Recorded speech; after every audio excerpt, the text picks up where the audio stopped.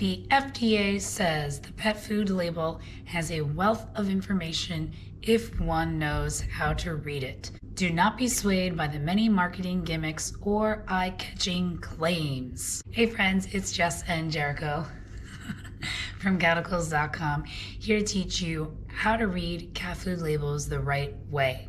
This is part 1, where we'll discuss AAFCO product name rules. If you don't know how to read pet food labels, and if you don't know these rules, you're being tricked by cat food manufacturers.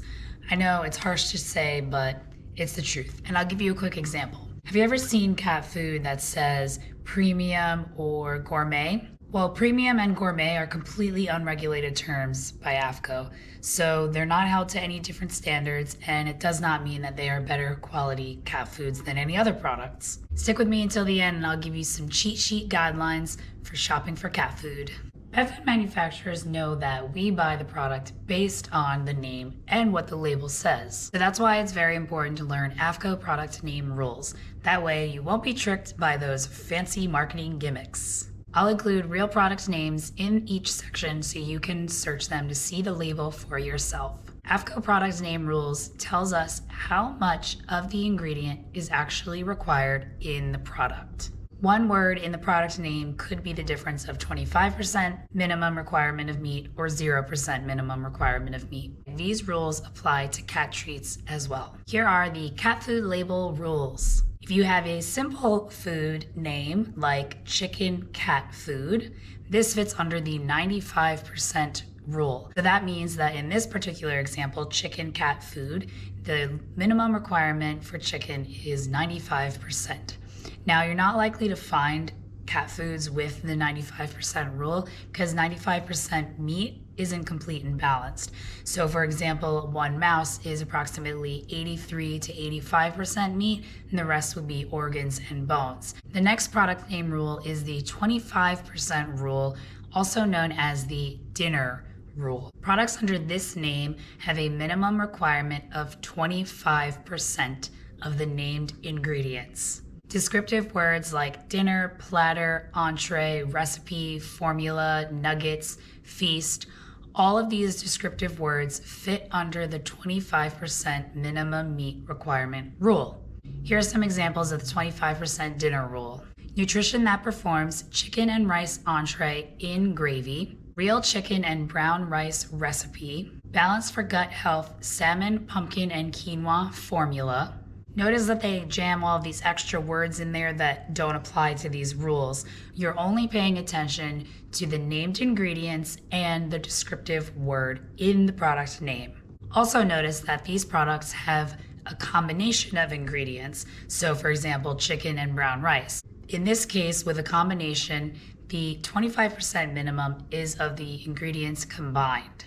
The first named ingredient has to hold predominance, and each ingredient has to be at least 3%. So combinations are very dangerous because that means that there's even less meat in the product. The next rule is the 3% or with rule. Product names that have the word with means that there's a 3% minimum requirement of the named ingredient. Here are some examples of the 3% with rule. Tender Selects blend with real salmon, indoor weight and hairball care with chicken and turkey, Nature's Evolutionary Diet with chicken. Now, based on our 25% rule, we know that these products have anywhere between 3% to 24.999% of the named ingredients. If it had at least 25%, it would include a descriptive word instead of the word with. Our next rule is the flavor rule. So any product name that has the word flavor has a 0% minimum requirement of meat. Yes, that's right. 0% minimum requirement of meat in cat food. Only enough of the ingredient needs to be added for the flavor to be detected.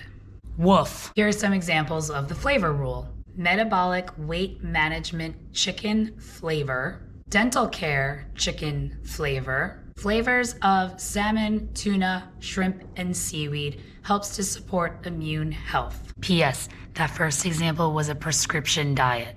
Now again, we need to use all of these rules together. So with the flavor rule, we know that the minimum is somewhere between 0 and 2.99999%. If it was at least 3%, the product name would say with instead of flavor.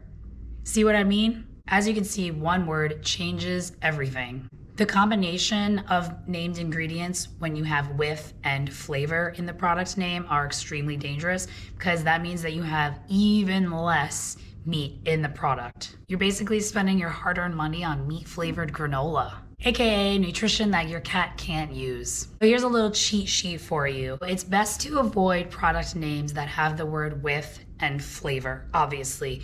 Those are the products that are going to have the least amount of meat in the product. Instead, look for products that have one of the descriptive words and avoid combinations of ingredients. So look for something simple like beef recipe or rabbit formula. Give me a polydactyl thumbs up if your cat's food is simple like that. Now, of course, we cannot rely on the product name alone. We have to use the product name, ingredients list, and the guaranteed analysis in combination when we're comparing cat foods. Join me in part 2 and part 3 of this series where I'll go over the ingredients list, including what to avoid, and how to convert the guaranteed analysis to a dry matter basis, which you need to do when you're comparing foods.